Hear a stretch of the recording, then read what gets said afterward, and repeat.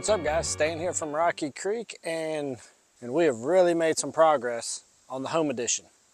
Things have been a little crazy here for us. I've been posting once in a while on some other social media about this on like Facebook and Instagram, but let's go up here because everything has started to happen so fast that I'm going to bring you up here and give you a little idea of kind of how this is all planning to play out.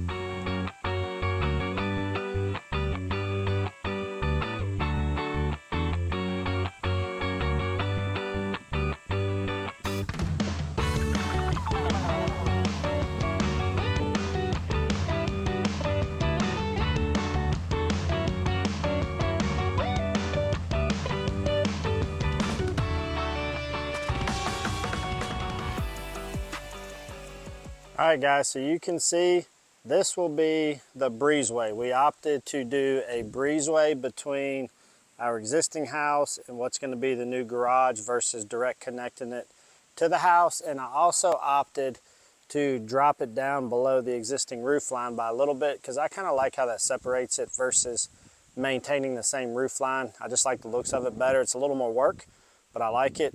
And then we got course 1 and 2 garage door openings. And the idea is, so as you come up to the breezeway, right here is where our existing sidewalk ties into the new sidewalk, and it raises up just slightly.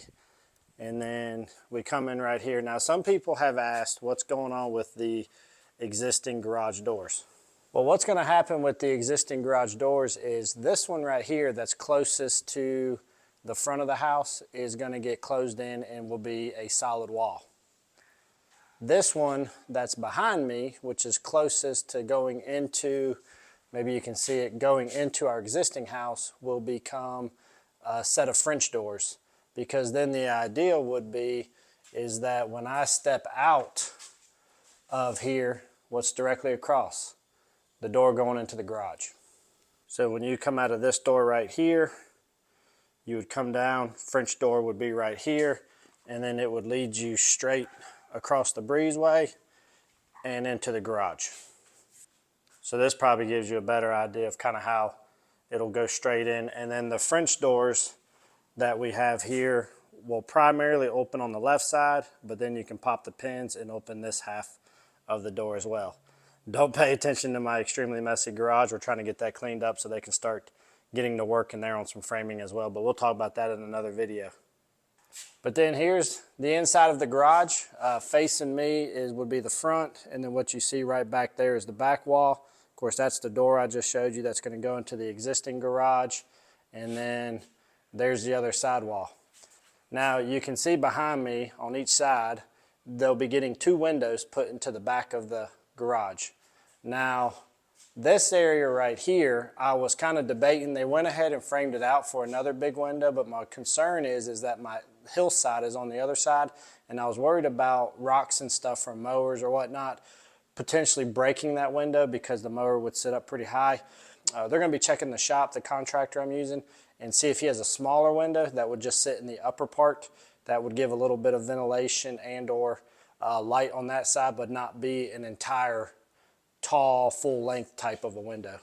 Because I'm not sure if you all can see, but these windows are, I mean, they're almost as tall as me. I'm 5'10", so these are probably close to about 5 foot in height windows, which is similar to what we have in our house. And I don't quite want one this big for this wall. You know, if we can just get a window that's about half this height and set it into the upper corner or the upper portion of the framing to where even if a rock or something hits, it won't really be an issue. To probably more hit the siding, and I think that's going to be a better option for us. If not, we're just going to go ahead and leave it solid on this other side.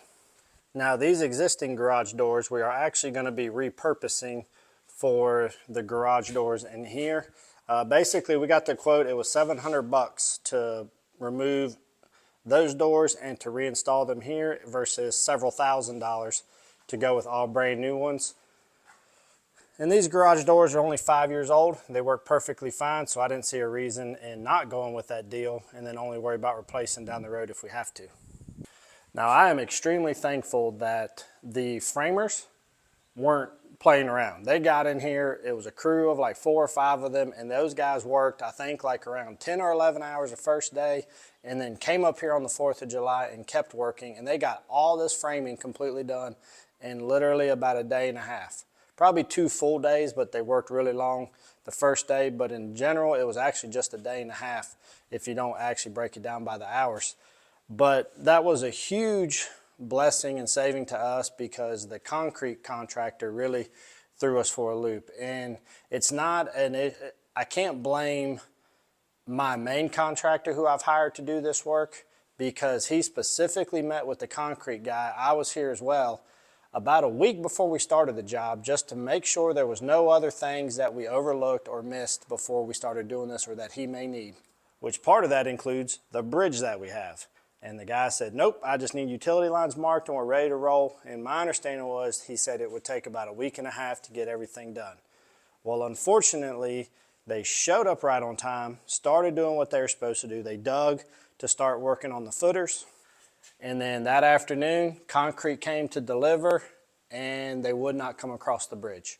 They were worried about the weight and the angle of coming across the bridge, and they really didn't know what to do. And so that entire truckload of concrete became wasted. Now, I didn't have to pay for that. That was on the concrete guy because it was a lack of planning and preparation. Well, then I kept being told day in and day out that he'd be coming back the following day and that they had a plan to get it done. Well, unfortunately, one day turned into 2 days, 2 days turned into a week, 1 week turned into 2 weeks, 2 weeks turned into over a month. And then after about a month, they finally got up here and got getting after it. That was after I reached out to a second concrete company, and we were almost about to fire the one and move to another, but then we would have had to possibly redo permits, and it would have just created issues. So we really held out hope that these guys would come through, and eventually they did. And once they showed back up, they really got to work, and within a few days, they had all the concrete stuff done. And thankfully, they ended up keeping their bill the same too, and they didn't up the bill since they ended up having to use some other equipment and more time than they expected as a result of the bridge. But ultimately, it was bad planning on their part. And then I don't mind having to wait for somebody to come do work, but the communication from them was pretty bad. They kept telling me they'd be coming certain days. We would move our personal vehicles. We would tell the kids they couldn't have friends over, and then nothing. So for me, it was a communication problem that was really upsetting me. And to my contractor's credit, he wouldn't give the guy $1 until he finished the job. And then now that that's been finished, things have been rolling from that point on. I think if I understood him correctly, he's already got the shingles and the vinyl on order. As soon as all this framing gets inspected, then they can start insulating. And then the electrician should be here any day now too, just to start doing some rough wiring and then get that inspected, and then things will be rolling from there. But no. Concrete put us through a big delay, but now that that's done, things seem to be really back on track and really flowing really well from this point on. Guys, I would have liked to have shown you much more of this progress as it went. I was hoping to come out here and actually talk to the framing guys because they were super nice. I was giving them waters and stuff because they were out here in 90+ degree heat and high humidity.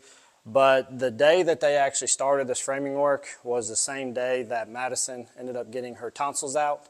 And her adenoids out, and unfortunately Madison did not do well with the anesthesia at all. She's been super sick to her stomach.